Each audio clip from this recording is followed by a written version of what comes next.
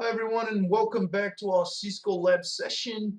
In this session, we're going to continue the basic device configuration settings on a router and the switch. Now, in the previous video, we did some basic device configuration on a simple switch. On this video, we're basically going to be doing the same but for a router. Now, what I'm going to do is I'm going to open my PuTTY again, and now I'm connected to a router, as we can clearly see here. Now this router is being reset to factory settings, so that means it has nothing configured on it. Now once I plug it in, it's basically going to ask me if I want to go into the initial config dialog, and what we're going to do, we're going to say no. This is called the setup mode, so every time we do a factory reset on a device, this is exactly what we are prompted after the device resets. I'm gonna say no because I don't want the iOS to keep asking me questions, and then the device will continue the boot process. It's a bit slow, but we'll eventually get there. Let's wait a little bit more. Yep, there you go. So we got a lot of messages because the device is still booting for the first time.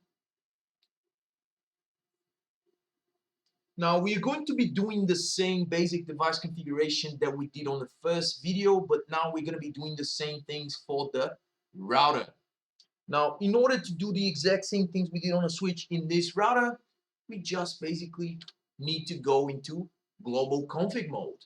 Now that the device has booted, let's just do a quick review of the iOS modes. Now, once I need to type it in yes or no for the initial config dialog, if I type it in no, I'm gonna go directly into the exec mode, user exec mode.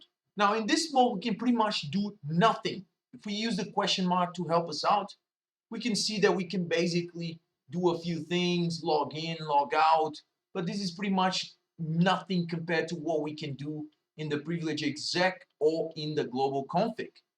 Now, if I want to go to the privilege exec mode, I just need to type it in enable. It's not going to ask any password because this device hasn't been configured previously. Now, from the privilege exec mode, I can go to global config. I just need to type it in, conf t, and now we are into global configuration mode of this router. Cool. Now let's do pretty much the same things that we did on the switch. Now, in order to change the host name on this device, as we can clearly see, the standard default host name is simply router. And what we are going to do is we are going to execute the command hostname to change the host name. I'm going to change it to R1. And as we can see, it takes place immediately. Now we have just changed it to R1.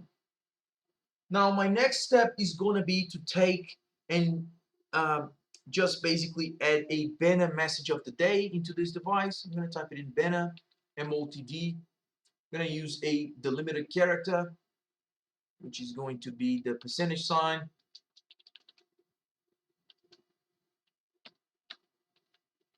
Just going to type it in unauthorized access prohibited. I'm going to close with the other delimiting character, which is the percentage sign. Hit enter again. Now what we're going to do is we're going to enable a secret.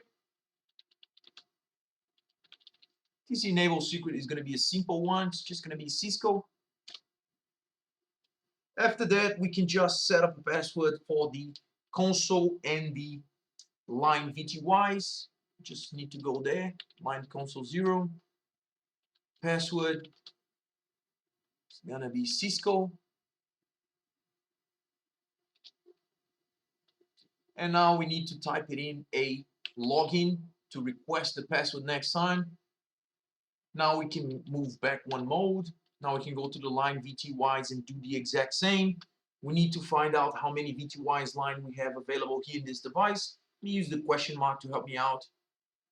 So I want to set for all of them 1014.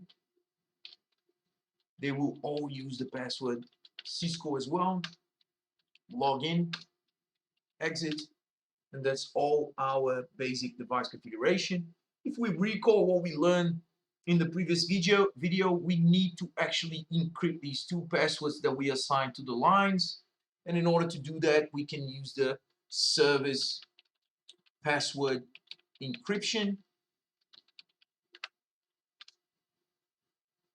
And now all the passwords, they have been encrypted. Now what we can do is we need to save, because remember everything that we are doing currently is being saved in the running configuration. If we turn this device off and turn it back on, everything is gone because the running configuration is stored in RAM. Now in order to save this config, we can do the copy run start, or we can do my favorite, the WR. Because we're running it from the global configuration, we actually need to type it in, do WR, enter. And that's it. We have just saved our current configuration. Nice.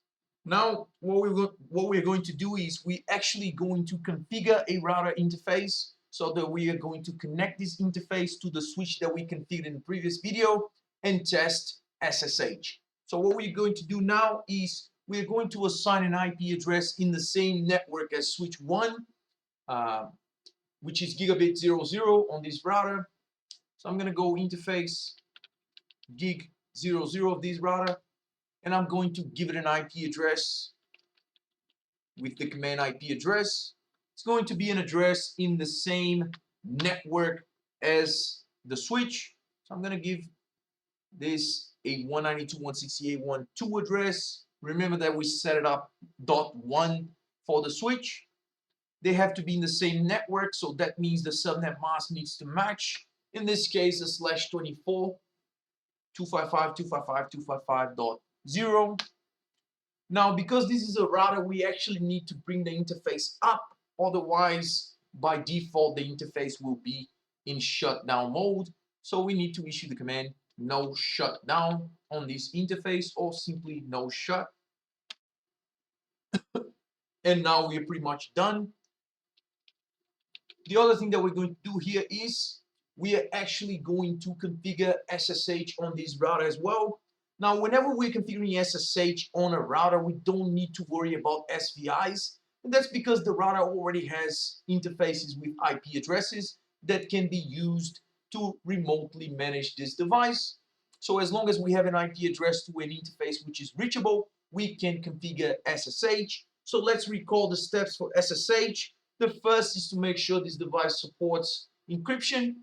We are running an iOS version which is K9, so we're pretty much fine. Now we need to make sure we have changed the host name, which we did. We also need to change and assign it to a domain name. We're going to do that right now. IP domain name. It's going to be the same as the switch, cisco.com. Now we need to generate the RSA keys with the crypto key generate command. Crypto key generate RSA, and now we need to specify the modules. I'm going to specify the same modules that I specified in the switch. 1024 should be enough for this example. Now we need to create a username password pair for SSH authentication, and in order to do that, we just basically need to do username Robert, and then our password, which is actually going to be a secret for better security, is going to be Cisco as well. Cool. After that, it's just a matter of telling the line VTYs they need to use SSH for authentication. So we need to go back to line VTYs 0 to whatever, 1114. And then we need to type it in transport input. Now, before I type it in SSH, just like I did for the switch, I'm going to type it in a question mark to tell you guys a few things. There are actually many options that will allow us to make this device manageable. We can use the telnet, we can do SSH, we can do none, not to allow any remotely management protocol.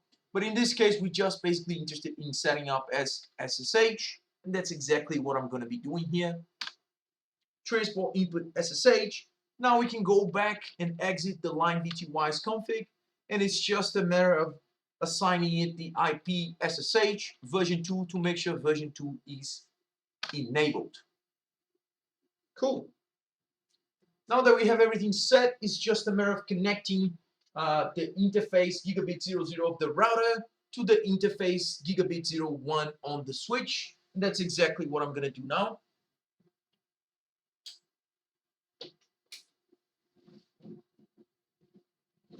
Cool. I have just connected.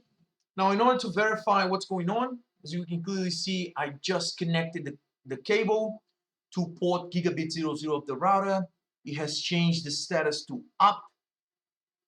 Just do enter. What I'm going to do right now is I'm going to do show IP interface brief to verify what's going on in the interface itself. And as we can clearly see, the interface itself is currently up. And it's up, which is amazing. Cool. So what we're going to do now is we are going to test connectivity from this router to the switch. And because I don't want to keep using the do keyword, I'm going to exit the global config to be into privilege. And what I'm going to do right now is I'm going to first ping myself just to make sure my interface is alive. As we can clearly see, the ping works.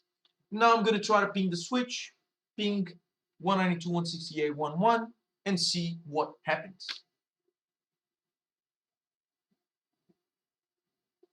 Now, the first two pings, they didn't work, and that's usually because the router doesn't know about the MAC address. So if you remember about ARP protocol, ARP needs to make sure we know the IP address and the MAC address. So whenever we're communicating with the device for the very first time, we don't know its MAC address, we need to find out, and that's where ARP comes to the rescue. All right, now we just make sure we have connectivity to the switch. And by the way, if I execute the same command once again, now that I have the entry in my ARP table, it's going to work for all the pings. Cool. Now it's just a matter of testing SSH. Now, in order to execute an SSH section to the switch, I'm just going to type it in SSH and see what we have available to us. I'm going to use the question mark. Now, we can type it in the IP address of the device that we want to SSH straight away. That's exactly what I'm going to do now. 192.168.1.1, and hit enter. No user specified. So we basically need to specify a user before. And what we're going to do is we are going to execute SSH -L. We're going to specify the user, which in this case is Robert. And I'm going to type it in the IP address of the device.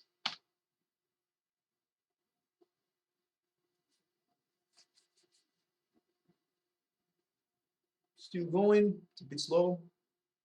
And it's going to request me the password. This password is the password of the username password pair that I have created when I set up the SSH on my switch.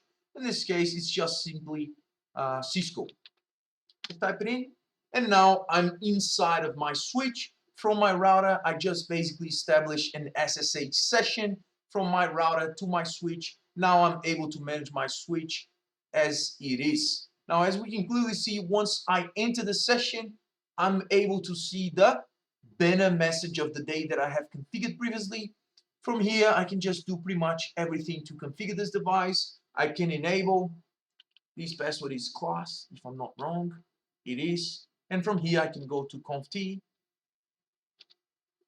And now I can just basically make any changes to the switch that I desire. Now, what I'm going to do is I'm just going to do a do show IP interface brief to verify what's going on this switch. And as we can clearly see, the VLAN 1 is now up and up, and that's because now we have an interface which is up, which we didn't have before. So that's why on the first video when we executed this command, we actually had an up-down status because no interface was connected anywhere, and that was why the interface VLAN 1 was considered to be down at that moment. Now that we are done, we can just pretty much exit the SSH session. I can just keep doing exit all the time to exit every single mode of the switch, and then I'm back to my router. Cool. Now this is how we configure SSH. This is how we test SSH. I hope you guys enjoyed these 2 sessions, and I'll see you guys next time.